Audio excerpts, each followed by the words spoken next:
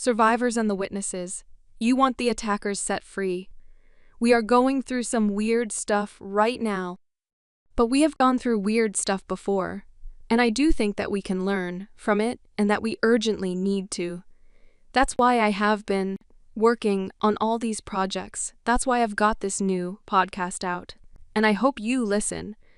But it's not just the distant past, in the very recent past when we got Donald Trump in the White House in the first place. You might remember what preceded that shock election result here in the United States in 2016. Our shock presidential election result in 2016 was preceded that year by some shocking and surprisingly right-wing election results in Europe, including the Brexit vote in Britain, which happened just months before Trump's surprise presidential victory here.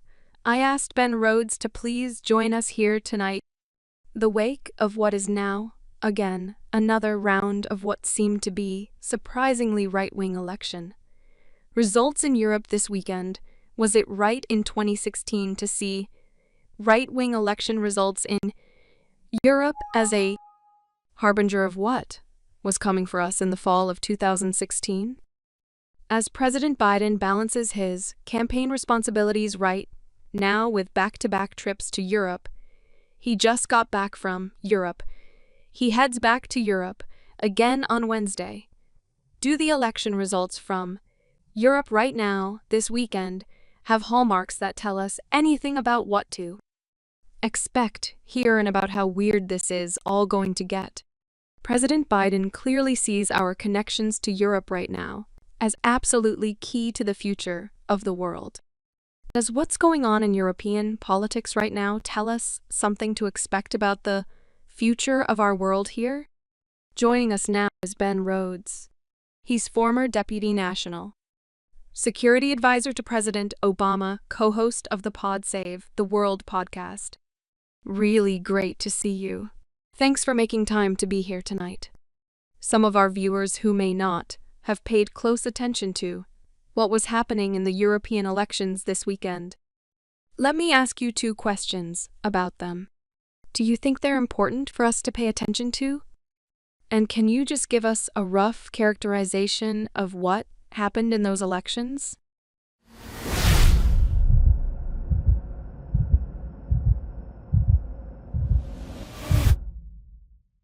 These were elections for the European Parliament. So the European Union-wide Parliament. So the only election that takes place every few years in which all of Europe votes. It's a good barometer of where opinion is in Europe.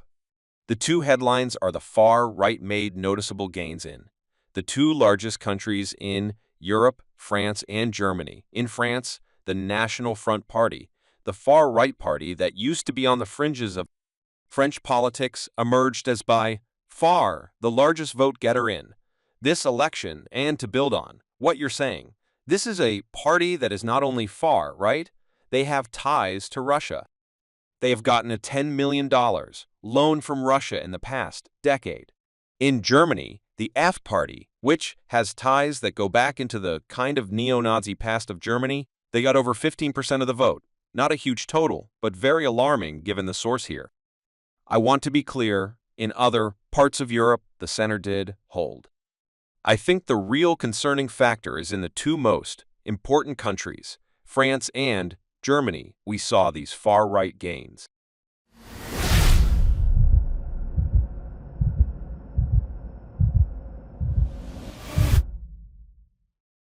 Do you think that it's right to look back at 2016 and see some of what was going on in politics in Europe as a harbinger for the shock election result we got in the fall of 2016 when Trump won? Do you think these election results should be read as a harbinger of what's coming down the pike for us this year?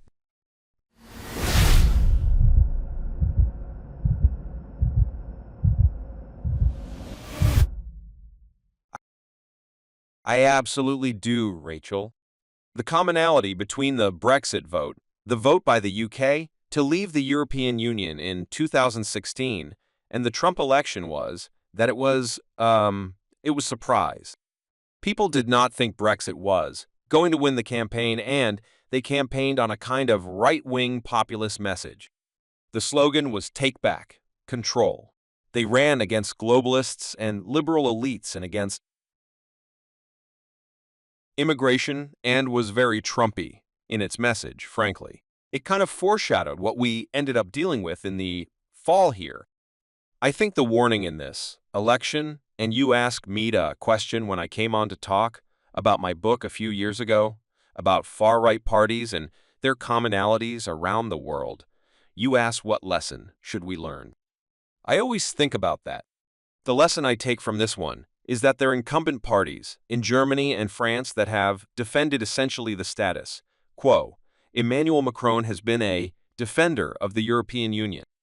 Olaf Scholz has been a defender of the liberal order. People are not listening to that message right now. You cannot defeat these parties, these populist insurgents being the defender of the status quo, but you have to tap into people's dissatisfaction with globalization, dissatisfaction with inequality, sense that things are slipping out of control. It's not enough to say we're the responsible adults here. You have to kind of get down and have a different message for how things are going to change. I think that's the warning sign that Joe Biden should hear. Not enough to run on status quo here. Not enough to defend even the things we think are very important. You have to meet people where they are, and people are frustrated.